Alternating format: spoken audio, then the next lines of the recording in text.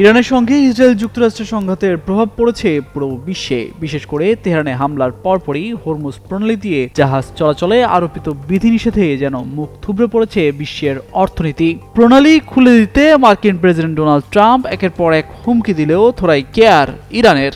উল্টো এবার এই প্রণালী নিয়ে কঠোর সিদ্ধান্ত নিল তেহরান।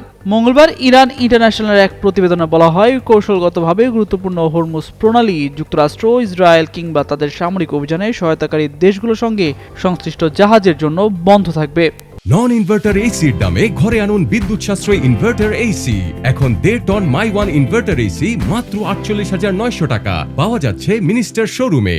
ইরানের পররাষ্ট্রমন্ত্রী আব্বাস আরাকচি মালয়েশিয়ায় পররাষ্ট্রমন্ত্রী মোহাম্মদ বিন হাসানের সঙ্গে এক টেলিফোন আলাপে জানান, অন্যান্য দেশের জাহাজ নির্দিষ্ট সমন্বয়ের মাধ্যমে প্রণালীটি ব্যবহার করতে পারবে। এছাড়া ইরানের পররাষ্ট্র মন্ত্রণালয়ের এক বিবৃতিতে জানানো হয়েছে, যুক্তরাষ্ট্র ও ইসরায়েলের সামরিক আগ্রাসনের সরাসরি প্রতিক্রিয়া হিসেবেই এই সিদ্ধান্ত নেওয়া হয়েছে।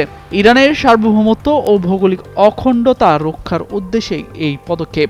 এদিকে মধ্যপ্রাচ্যে যুদ্ধের প্রেক্ষাপটে বিশ্বের প্রথম দেশ হিসেবে আনুষ্ঠানিকভাবে জাতীয় জ্বালানি জরুরি অবস্থা ঘোষণা করেছে ফিলিপাইন। তেল সরবরাহে বিঘ্নিত হওয়ার প্রভাবে খুব কম দেশই ফিলিপাইনের চেয়ে বেশি ঝুঁকিতে রয়েছে।